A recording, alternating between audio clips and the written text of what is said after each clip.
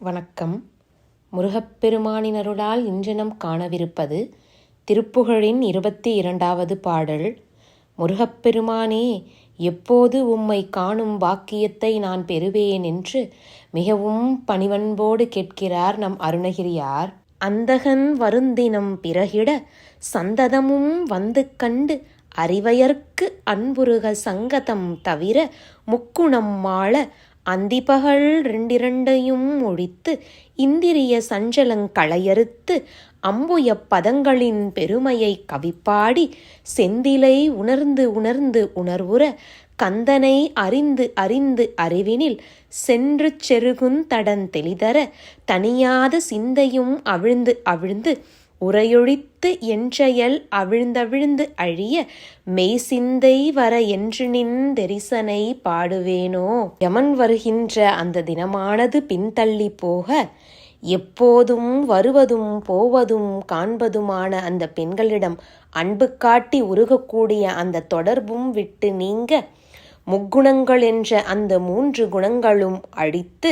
சத்வம் ராஜதம் தாமதம் என்ற அந்த 3 குணங்களும் அழித்து இரவு ஆன்மா செயலற்று கிடக்கும் அந்த நிலையும் பகல்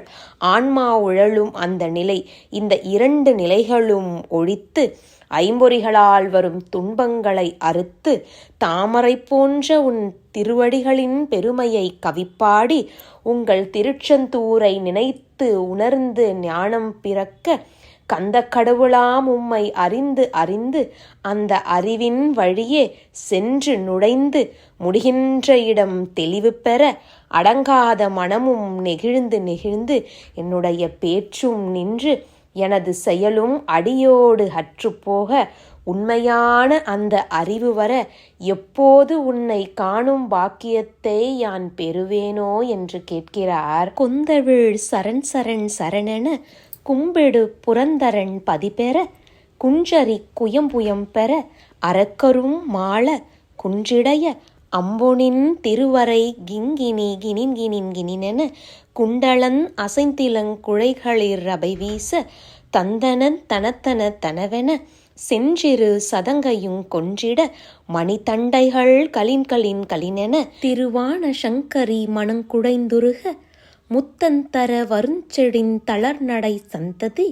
சகந்தொழுஞ் சரவணப் பெருமாளே. முருகப்பெருமானே, உங்களுடைய அந்த மலர்கொத்துக்கள் கிடக்கும் பாதங்களே சரணம் சரணமென்று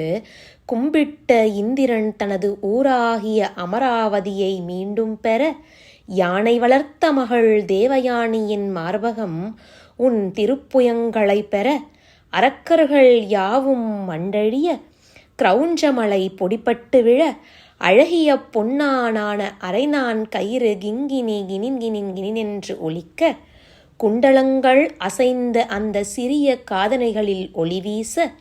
தந்தன தனத்தன தனத்தன என்ற ஓசையோடு செவ்விய சிறு சதங்கைகள் அந்த சிற்றொலியை செய்திட மணித்தண்டைகள் கலின்களின் கலினென்று சப்திக்க அழகிய சங்கரி மனம் குடைந்து உருகி நிற்க முத்தம் தர வரும் செழுவிய தளர்ந்த நடை பிள்ளையே, எங்கள் பகவானே, இந்த வையமெல்லாம் தொழும் சரவண பெருமாளே என்று இந்த பாடலை நிறைவு செய்கிறார். நன்றி.